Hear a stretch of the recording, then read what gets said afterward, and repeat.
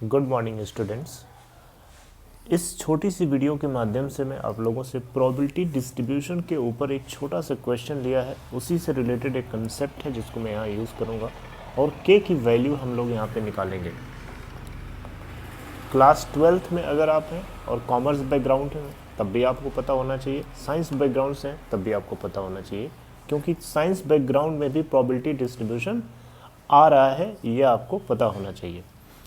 ठीक है, चलो देखते हैं। देखो यहाँ पे एक क्वेश्चन है, फाइंड के if the following probability mass function, जिसको हम शॉर्ट में PMF भी बोलते हैं। ठीक है, या प्रोबेबिलिटी डिस्ट्रीब्यूशन टेबल भी बता सकते हो PDT, जिसको शॉर्ट में बोल सकते हो, प्रोबेबिलिटी डिस्ट्रीब्यूशन टेबल या प्रोबेबिलिटी मास फंक्शन, ये एग्जिस्ट कर रहा है। इस केस में आपको के निकालना है। अगर आपको याद हो, अगर मैंने एक वीडियो के माध्यम से बताया था कि प्रोबेबिलिटी डिस्ट्रीब्यूशन टेबल कैसे बनाते हैं और ये क्या होता है, यही होता है प्रोबेबिलिटी डिस्ट्रीब्यूशन टेबल। ये जो आपको टेबल दिख रही है, ये एक प्रोबेबिलिटी डिस्ट्रीब्यूशन टेबल ही तो है और यहीं से हमें के निकालना है। यहाँ पे मैंने आपको बताया हुआ है ऑलरेडी कि ये जो x है, x वाली जो ये रो चल रही है, ये क्या है, ये रैंडम वेरिएबल की डिफरेंट वैल्यूज़ हैं और ये क्या है, उनकी करस्पॉन्डिंग प्रोबेबिलिटीज़ हैं। सिंपल सी बात है। तो इसी से रिलेटेड मैंने आपको दो इम्पॉर्टेंट प्रॉपर्टी बताई थी, दो इम्पॉर्टेंट प्रॉपर्टीज़ थी, दोनों इस प्रोबेबिलिटी मास फंक्शन के लिए या प्रोबेबिलिटी डिस्ट्रीब्यूशन टेबल के लिए वैलिड होनी चाहिए, otherwise probability distribution table exist नहीं करेगी। लेकिन यहाँ पे कंडीशन दी गई है कि प्रोबेबिलिटी मास फंक्शन यानी प्रोबेबिलिटी डिस्ट्रीब्यूशन टेबल यहाँ पे एग्जिस्ट कर रही है, तो हम एग्जिस्ट करने की कंडीशन को लगाएंगे। कंडीशन क्या होती है? पहली कंडीशन क्या होती है? पहली कंडीशन होती है कि जो प्रोबेबिलिटी है Px that is greater than और equal to 0 and less than और इक्वल टू 1।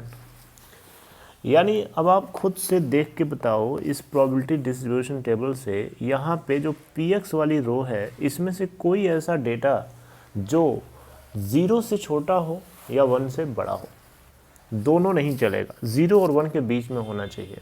ये भी 0 और 1 के बीच में होना चाहिए, ये भी होना चाहिए, ये भी होना चाहिए और ये तो है ही है। ठीक है, तो यहाँ पे तो हम नहीं बता सकते इस केस में, क्योंकि यहाँ पे वेरिएबल एक इन्वॉल्व कर दिया है, के कांस्टेंट है, हमें वो डेटा नहीं पता के का। तो कंडीशन नंबर 2 हम लगाएंगे, जो कि हमें मदद करेगी इस अननोन क्वांटिटी के की वैल्यू को फाइंड करने के लिए। कंडीशन 2 क्या होती है आपको पता है? सिग्मा जो Px होता है ये इक्वल टू 1 होता है। कहीं कहीं किसी बुक में ऐसे लिखा होता है sigma Pi is equal to 1। दोनों का मतलब सेम है, याद रखना। तो चलो भैया कंडीशन लगाओ, 0.2 के प्लस 1.2 के प्लस 3 के प्लस 0.5, इन चारों का सम जो होगा वो किसके इक्वल होगा? 1 के। ये प्रॉपर्टी मैं यूज़ कर रहा हूँ क्योंकि यहाँ पे PMF एग्जिस्ट कर रहा है। सम करो इसको, 0.2 प्लस 1.2 1.4 हो जाएगा और 1.4 प्लस 3 कितना होगा? अब ये भी करना पड़ेगा, चलो मैं करके दिखा देता हूँ। 0.2 1.2 इसके अलावा 3.0 और 0.5, 2 प्लस 2 सॉरी, इसको मैं 0.5 को नहीं ऐड कर सकता क्योंकि वो कांस्टेंट नहीं है। ठीक है, सिर्फ कांस्टेंट्स को एक साथ आप ऐड कर सकते हो। 2 प्लस 2 4 हो जाएगा और ये 3 प्लस 1 4 हो जाएगा। तो ये आ रहा है 4.4 के प्लस 0.5 इज इक्वल टू 1। तो यहाँ से आ जाएगा 4.4 के इज इक्वल टू 1 माइनस 0.5, जो कि आ जाएगा 0.5। अब ये भी बताना पड़ेगा, 1.0 से 0.5 माइनस करोगे तो 0.5 ही तो आएगा। ये रफ कैलकुलेशन का पार्ट है, इसको आप अभी यहाँ पे इग्नोर करिएगा, वो आपको पता होना चाहिए। तो यहाँ पे अगर आप देखें तो 4.4 के आ रहा है 0.5, तो यहाँ से आपका के आ जाएगा 0.5 डिवाइडेड बाई 4.4। अब यहाँ से दोनों ऊपर नीचे डेसिमल सेम प्लेस पे है, तो 5/44 हो जाएगा। तो ये हमारा के का आंसर है। तो के हमारा आ जाएगा इस क्वेश्चन के लिए 5 डिवाइडेड बाय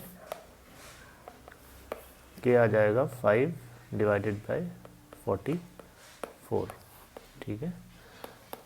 इस तरीके से हम कर सकते हैं इस क्वेश्चन को। तो ये है प्रोबेबिलिटी डिस्ट्रीब्यूशन टेबल का की दो प्रॉपर्टीज़, और इन दो प्रॉपर्टीज़ को मैंने यूज़ करके यहाँ पे अननोन वेरिएबल k की वैल्यू निकाली है। और इसका और भी अलग अलग तरीके से यूटिलाइजेशन होता है डिफरेंट क्वेश्चंस में, बट इस क्वेश्चन में सिर्फ इतना बताना था। मैं आपसे नेक्स्ट कंसेप्ट या नेक्स्ट क्वेश्चन भी हो सकता है मैं लेके आऊँगा। तब तक अपना ख्याल रखें। Take care. Thank you.